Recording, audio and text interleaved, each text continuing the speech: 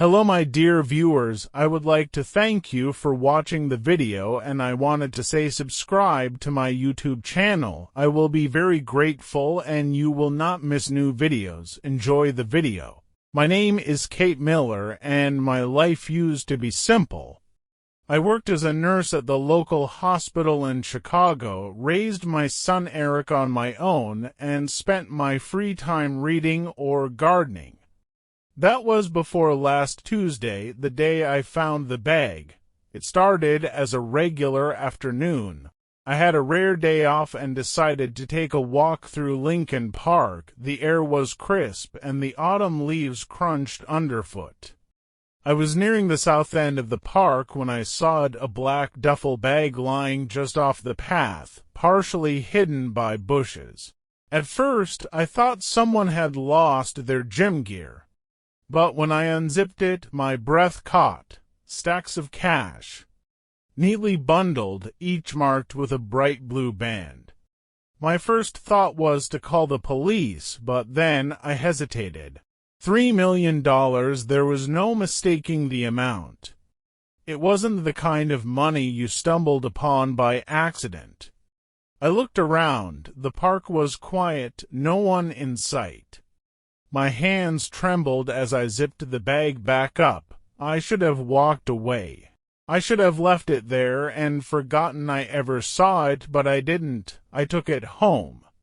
When I got home, I locked the doors, pulled the curtains shut, and set the duffel bag on my dining table. My hands trembled as I unzipped it again, the cash practically glowing under the dim light. $3 million. I didn't know what to do. If I turned it in, the police would ask questions I didn't have answers to. But if I kept it, I sat down, my head in my hands. Eric would be home soon. My son was a college sophomore, studying business. Smart, kind, and a little too good at keeping secrets. I hadn't told him about the money yet, and part of me wasn't sure I should. That night, strange things started happening. It began with a knock at the door around midnight. I froze, staring at the clock.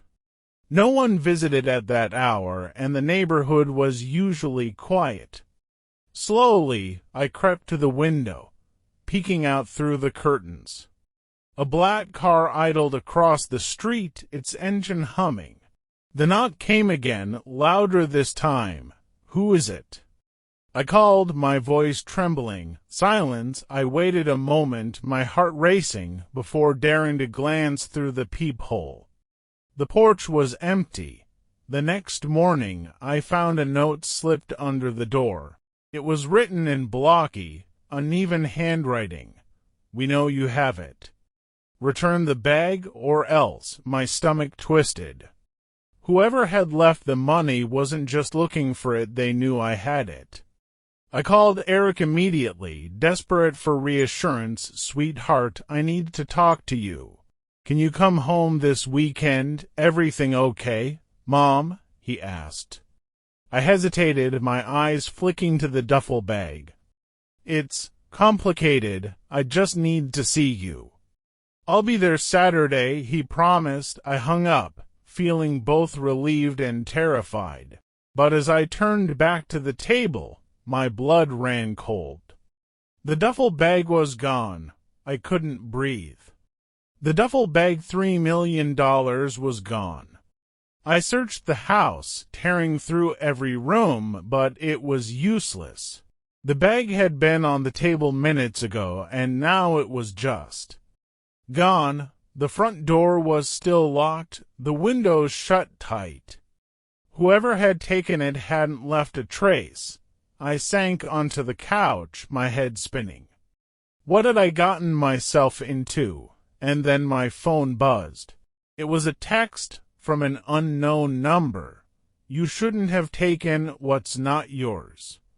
I stared at the screen, my hands trembling. Before I could respond, another text came through. "Meet us at the old warehouse on Brighton Avenue. Come alone." I knew the place. It was an abandoned shipping facility on the edge of town, a hotspot for shady deals and late-night fights. I had choices: go to the warehouse and face whoever these people were, or call the police and risk dragging myself and Eric deeper into this mess. I arrived at the warehouse just after dusk, my heart pounding in my chest.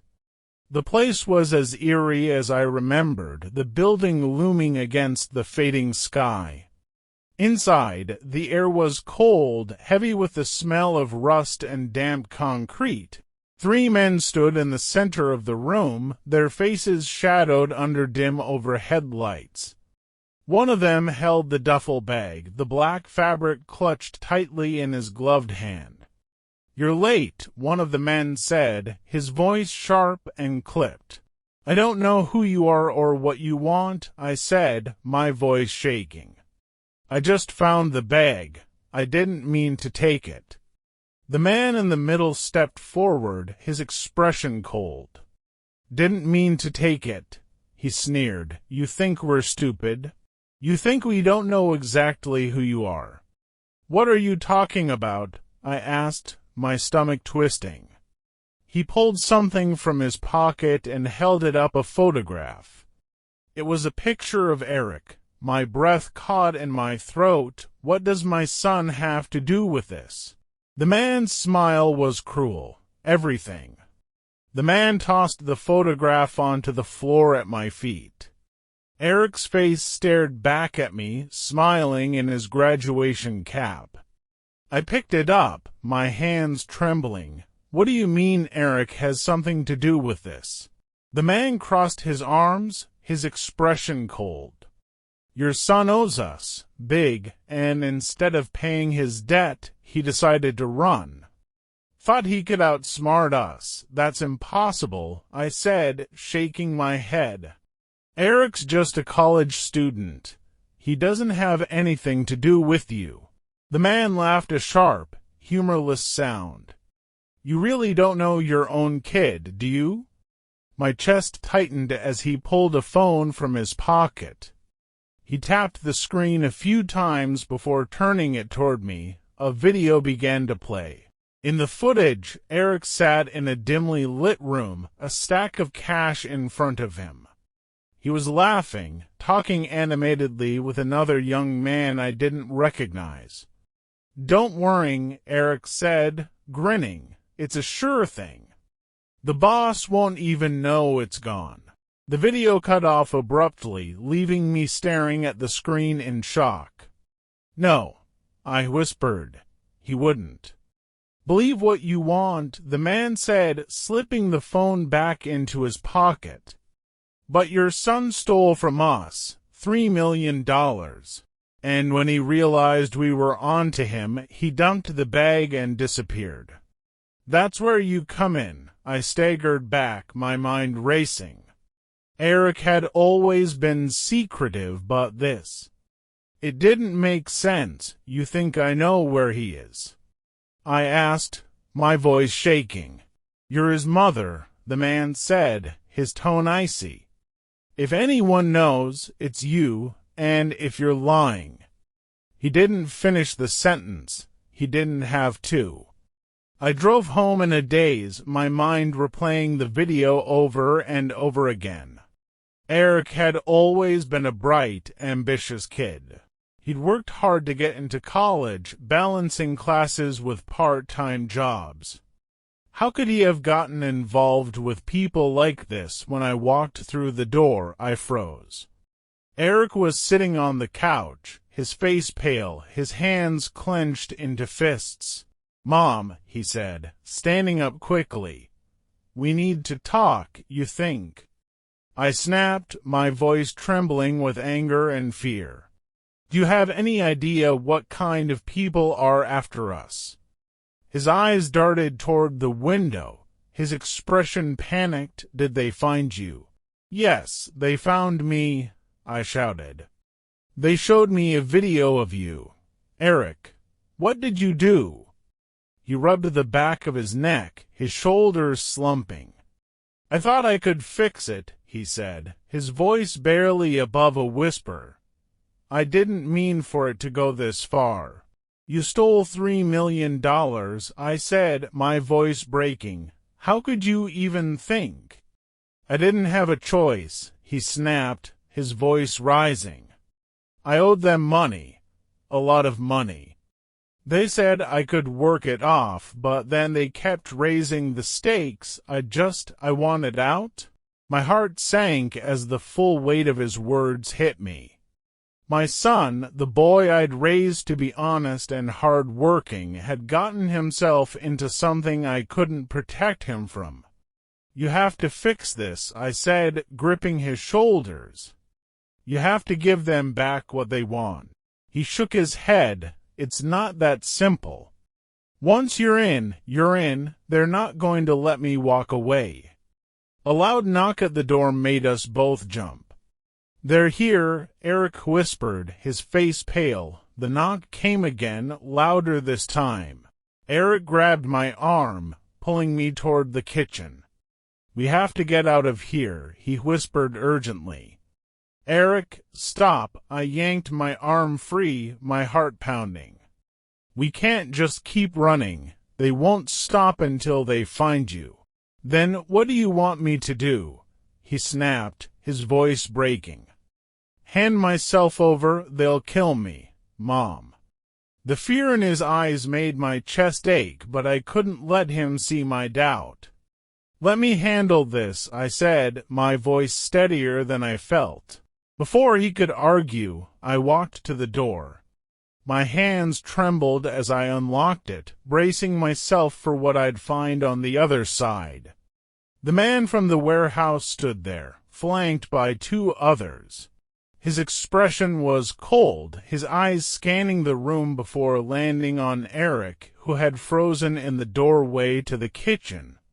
Good, the man said, a cruel smile tugging at his lips. I see you've saved us the trouble of finding him. Wait, I said quickly, stepping between them. You don't need to hurt him. He'll give you the money back. The man raised an eyebrow, clearly amused. The money, he said, gesturing to the duffel bag one of his men carried. We already have it. My stomach dropped. Then what do you want? An example, he said simply, his smile fading. People need to know what happens when you cross us. He nodded to the man beside him, who pulled out a gun and took a step forward.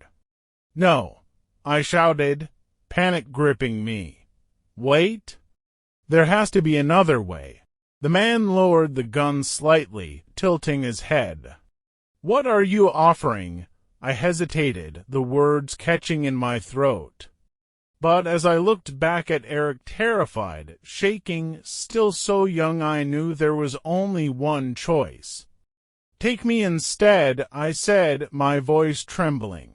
I'll do whatever you want. Just let him go. Eric's eyes widened. Mom, no. Shut up, Eric. I snapped, tears streaming down my face. You did this, now let me fix it. The man studied me for a long moment, his expression unreadable. Then he laughed, a low, humorless sound. Brave, he said. Stupid, but brave. He motioned for his men to stand down. Fine, he said. You'll work for us, but if your boy screws up again. He didn't finish the sentence. He didn't have to. They left as quickly as they'd come, taking the bag and my freedom with them. Eric collapsed onto the couch, his head in his hands. Mom, I'm so sorry, he whispered. I sat beside him, pulling him into a hug. We'll get through this, I said, though I didn't believe it. My life wasn't mine anymore. I'd made a deal with the devil to save my son, and now I had to live with it.